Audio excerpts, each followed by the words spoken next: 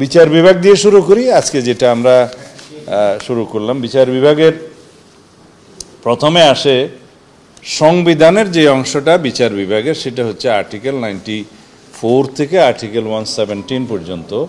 এখানে 20টা আর্টিকেল আছে। এখানে কয়েকটি আর্টিকেলে ওনারা সংশোধন এবং পরিবর্তনের প্রস্তাব করেছেন। তার মধ্যে সুপ্রিম কোর্টের বিকেন্দ্রীকরণ নিয়ে প্রথম কথা হয়েছে।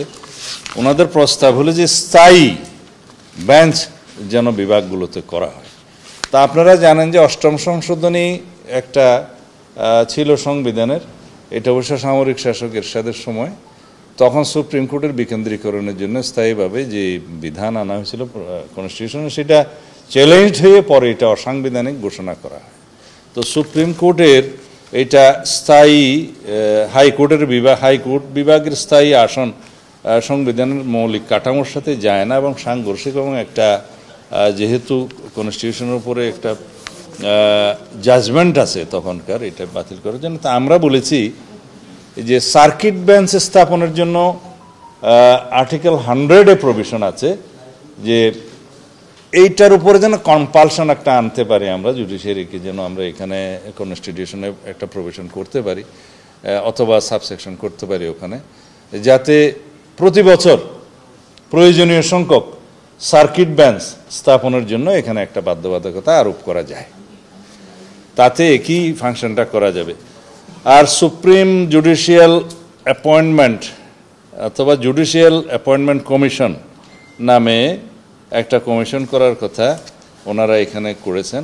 তা আমরা এটা নীতিগতভাবে একমত, বলেছি যে এটা সংসদে আলোচনা করতে হবে, কারণ সংবিধানে একটা নতুন প্রভিশন অ্যাড করা প্রয়োজন হবে, যাতে জাজেস, হাইকোর্ট সুপ্রিম কোর্টের জাজেস নিয়োগের ক্ষেত্রে কি কি বিধিবিধান কিভাবে করা সম্ভব ইত্যাদি আমরা বিস্তারিত এখানে আলাপ করছি না, সেটা আমরা নীতিগতভাবে একমত।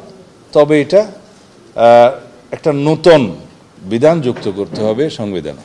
95-এ আমরা বিচার বিভাগের স্বাধীনতা নিশ্চিত করার জন্য অঙ্গীকার আবদ্ধ, কিন্তু সব কিছু আমরা আইনানুগভাবে এবং সাংবিধানিকভাবে করতে চাই।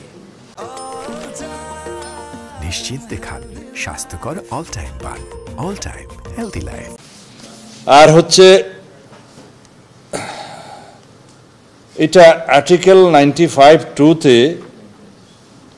বিচারকের যোগ্যতার মানদণ্ড এগুলো নির্ধারণ করা আছে। তার মধ্যে একটা নতুন ক্রাইটেরিয়া ওনারা এখানে প্রেসক্রাইব করেছেন, সেটি হচ্ছে যে বিশ্ববিদ্যালয়ের অধ্যাপক, আইনের অধ্যাপকদেরকেও যাতে বিচারক হিসেবে নিয়োগ করা যায়। তা আমরা বলেছি এই বিষয়টা যে প্রস্তাবিত আইন আছে অথবা এখন যে আইনটা করার চেষ্টা করছে যে বিচারক নিয়োগ অধ্যাদেশ, যেটা এখন হাইকোর্টে চ্যালেঞ্জড হয়েছে বিভিন্ন কারণে, সেই যোগ্যতার ক্ষেত্রে এখানে এই বিধানটা তখন আইনি করা যাবে।